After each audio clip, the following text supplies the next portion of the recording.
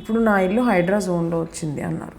ఎలా నేను గవర్నమెంట్తో కెన్ ఐ అప్రోచ్? ఎందుకు హైడ్రా మీద డ్యూయల్ ఒపీనియన్ వినబడుతుంది అంటే చాలా ఎమోషనల్గా వాళ్ళు ఒక అనుబంధం పెంచుకుంటారు, వాళ్ళు ఉంటున్న ఇల్లు దీనిపైన. ఈ వాదన కరెక్ట్ కాదు. ఎవరో ఒక రాజకీయ నాయకుడు అక్కడ అన్ఆథరైజ్డ్గా లేఅవుట్ వేసి అమ్మేసి డబ్బులు చేసుకొని వెళ్ళిపోయాడు. బ్యాంక్స్ ఏం చెప్పింది, మేము ఎన్విరాన్మెంటల్ క్లియరెన్స్ చూడము, లోన్ ఇచ్చేస్తామని చెప్పింది. ఆ రిజిస్ట్రేషన్ ఆఫీసులో వాళ్ళు ఈ స్థలము ఎఫ్టీఎల్లో ఉంది, హైడ్రా లెవెల్లో ఉంది, నువ్వు కొనకూడదన్నారనుకోండి, డబ్బులే ఇవ్వడు కదా. ఒక పక్కేమో నా ఇల్లు కొట్టేస్తున్నారు, సగటు మనిషి యొక్క కన్నీరు మాత్రము మున్నీరుగా ప్రవహిస్తుంది. ఇది గవర్నమెంట్ యొక్క బాధ్యత.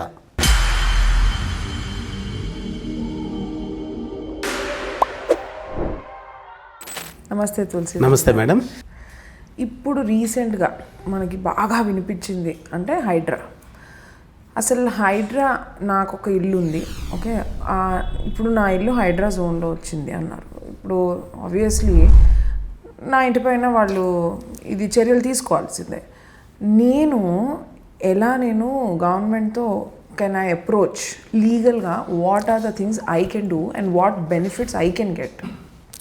ఇప్పుడు ఈ హైడ్రా అనేది ఎందుకు హైడ్రా మీద డ్యూయల్ ఒపీనియన్ వినబడుతుంది అంటే, ఒక పక్కేమో నా ఇల్లు కొట్టేస్తున్నారు, నేను ఇల్లు స్థలం కొనుక్కున్నాను, ఒకటి, బ్యాంకు లోన్ తీసుకున్నాను, రెండు, బ్యాంకు లోన్ ఇల్లు కట్టించుకున్నాను, ఈఎంఐ కడుతున్నాను. ఇది ఒక story, middle class person story. రెండోది, గవర్నమెంట్ స్థలం ఇచ్చింది, గవర్నమెంటే ఇల్లు కట్టించింది, గవర్నమెంటే కొట్టేస్తూ ఉంది, బిలో పావర్టీ లైన్. ఇదొక స్టోరీ. సో ఇప్పుడు దీంట్లో ఎక్కువ నష్టపోయింది ఏంటంటే, ఎవరైతే గవర్నమెంటే స్థలం ఇచ్చి గవర్నమెంటే ఇల్లు కట్టించిన వాళ్ళకి హైడ్రా కొట్టేస్తే వేరే దగ్గర స్థలం ఇస్తున్నారు, వేరే దగ్గర ఇల్లు కట్టిస్తూ ఉన్నారు. These people are covered. అట్లా కాకుండా మిడిల్ క్లాస్ పీపుల్, ఉద్యోగం చేసుకునే వాళ్ళు, సాఫ్ట్వేర్ వాళ్ళు స్థలం కొనుక్కున్నారు, లోన్ తీసుకున్నారు, కడుతున్నారు, ఈఎంఐ కడుతున్నారు. వీళ్ళు ఇల్లు కట్టేశారు. ఇల్లు కొట్టేస్తే ఈఎంఐ ఏమో కడుతున్నారండి, కానీ రెంట్ ఇంకో దగ్గర రెంట్కి తీసుకొని ఉంటున్నారు. సో అంటే అక్కడేమో డబుల్ విక్టిమ్స్, ఈఎంఐ కట్టాలి, ఇక్కడేమో రెంట్ కట్టాలి. అంటే చాలా ఎమోషనల్గా వాళ్ళు ఒక అనుబంధం పెంచుకుంటారు, వాళ్ళు ఉంటున్న ఇల్లు దీనిపైన. So emotionally also they are going for a troll. ఆ పరిస్థితుల్ని వీళ్ళు ఎమోషనల్గా అండ్ లీగల్గా రెండు డీల్ చేయాలంటే లీగల్గా ఎలా ఇది చేసుకుంటారు? ఇప్పుడు ఇల్లు వచ్చిన నోటీసులు మా దగ్గరకు వస్తున్నాయండి. మేము హైకోర్టులో వేసి స్టే తెప్పించిస్తున్నాం. నేను ఇంతకుముందు చెప్పినట్టుగా డ్యూయల్గా ఎందుకు ఉపయోగపడుతుందంటే, ఒక పక్కేమో జనాలు ఇల్లులు పోతున్నాయి, రెండో పక్క ఒక వర్గం ఏమవుతుందంటే this is for environmental, for ecological balance అంటున్నారు. అందువల్ల డ్యూయల్ వినబడుతుందండి. ఒక రకంగా చూస్తే హైదరాబాద్లో వర్షాలు పడినప్పుడు మొత్తం క్లాగింగ్ అయిపోతుంది కదండి. క్లాగింగ్ అయిపోతుందంటే మనం కారు, సైకిల్, నడిచి వెళ్ళాలంటే అప్రోచ్లు ఉండాలి కదా. అదేవిధంగా వాటర్ కూడా అప్రోచ్ ఉండాలండి. ఎప్పుడైతే ఆ అప్రోచ్లు మనం అబ్స్ట్రక్ట్ చేస్తామో అవి వేరే రకాలుగా చూపిస్తాయి. సో కాబట్టి ఈ హైడ్రా విషయంలో అసలు ఎందుకు ఇలా జరుగుతూ ఉంది, మరి బయట దేశాల్లో ఇలా ఎందుకు జరగట్లేదని చూస్తే, ఈ మొత్తము GHMC, revenue department, registration department, building permissions, approvals ఇవన్నీ కనెక్టెడ్గా లేవండి. ఇవన్నీ కనెక్టెడ్గా ఉన్నాయనుకుందాం. Had it been the case they are connected. The banks ఏం చెప్పింది, మేము ఎన్విరాన్మెంటల్ క్లియరెన్స్ చూడము, లోన్ ఇచ్చేస్తామని చెప్పింది.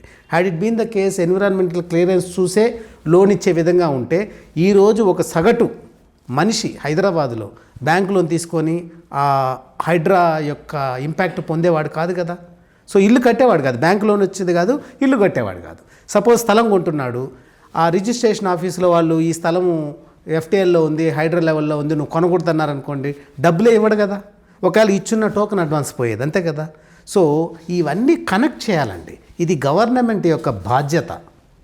ఎవరిని కనెక్ట్ చేయాలి అంటే రిజిస్ట్రేషన్ ఆఫీస్ని, తహసీల్దార్ని, బ్యాంక్ ఇచ్చే బ్యాంకుల్ని, ఇంటికి పర్మిషన్లు ఇచ్చే అథారిటీస్ని వీళ్ళందరినీ కనెక్ట్ చేయాలి. ఎక్కడో ఒక దగ్గర మనిషిని ఆపగలగాలి, సగటు మనిషిని ఆపగలగాలి. ఎందుకంటే ఇక్కడ నష్టపోయింది ఎవరు? సగటు మనిషి. బెనిఫిట్ అయింది ఎవరు? ఎవరో ఒక రాజకీయ నాయకుడు అక్కడ అన్ఆథరైజ్డ్గా లేఅవుట్ వేసి అమ్మేసి డబ్బులు చేసుకొని వెళ్ళిపోయాడు. ఇప్పుడు వాడిని ఎవరు పట్టించుకోవట్లేదు. కానీ సగటు మనిషి యొక్క కన్నీరు మాత్రము మున్నీరుగా ప్రవహిస్తుంది. దీన్ని ఆపాల్సిన బాధ్యత కోర్టులకు ఉంది, ప్రభుత్వానికి ఉందండి. ఆన్ ద కాంట్రరీ, బట్ దీనిలో ఉన్న ఇంకో ప్లస్ పాయింట్ మనం చూడగలిగితే కనుక ఇప్పుడు నెక్స్ట్ ఇంకా వేసే వెంచర్లు కానీ ప్లాటింగ్ సిస్టమ్స్ కానీ ఐ థింక్ వాటిలో ఒక మార్పు అయితే ఉంటుంది కదా. అంటే నెక్స్ట్ ఇప్పుడు జనాలు హెచ్ఎండిఏ, డిటిసిపి ఇవన్నిటితో పాటు హైడ్రా వెరిఫైడ్ ఇవి కూడా చూసుకుని కొంచెం జాగ్రత్తగా తీసుకునే అవకాశాలు ఉన్నాయా? ఆ ప్రశ్న ఏమో బాగుంది కదండి. నాకు కూడా తెలియదు అవన్నీ వెరిఫై చేస్తున్నారా లేదని తెలియదు. ఎందుకంటే ఈ ప్రభుత్వం చేసింది నెక్స్ట్ ప్రభుత్వం తప్పు అని చెప్తుంది. ఈ వాదన కరెక్ట్ కాదు. రెండోది, బ్యాంకులు ఎన్విరాన్మెంటల్ క్లియరెన్స్ ఉండే వాటికి డబ్బులు ఇవ్వాలి. మీ దగ్గర డబ్బులు ఉన్నాయి కాబట్టి 18%కో 20%కో 15%కో మీరు ఇచ్చేసి రేపు అది కొట్టేస్తే మా బాధ్యత కాదంటే డబ్బులు ఎవరు కడుతున్నారు? గవర్నమెంట్ కడుతుందా? నేను కడుతున్నానా? నేను కడుతున్నాను. కాబట్టి ఎన్విరాన్మెంటల్ క్లియరెన్స్ బ్యాంకుల్లో ఒక భాగం అవ్వాలండి. ఒకటి, సబ్ రిజిస్ట్రార్ ఆఫీస్ దగ్గర కూడా ఒక భాగం అవ్వాలండి. రెండు, పర్మిషన్లు, బిల్డింగ్ పర్మిషన్లు ఇచ్చే దగ్గర కూడా ఒక భాగం అవ్వాలండి. మీరే అన్ని డబ్బులు తీసేసుకొని అన్నీ మీరే చేసేసి రేపు ఓన్లీ విక్టిమ్ ఈజ్ సగటు మనిషి. సో కాబట్టి ఇది పోవాలి. టైటిల్ గ్యారంటీ అనేది కూడా ఇండియాలో రావాలి. ఎప్పుడైతే టైటిల్ గ్యారంటీ వస్తుందో తద్వారా అతను ప్రశాంతంగా ఉండే అవకాశం ఉంది. ఇండియాలో టైటిల్ గ్యారంటీ లేదండి. అంటే ఎవరు ఎప్పుడు దాకా ప్రశ్నించకపోతేనే అది మీ ఇల్లు. ఎవరైనా ప్రశ్నిస్తే అది మీ ఇల్లు కాదు. ఎప్పటిదాకా? కోర్టు నిర్ణయించేదాకా. సో ఇది పరిస్థితి. ఈ పరిస్థితులు మారాలండి. మారాలంటే అన్ని అనుబంధ సంస్థలు ఒక దగ్గరికి రావాలండి.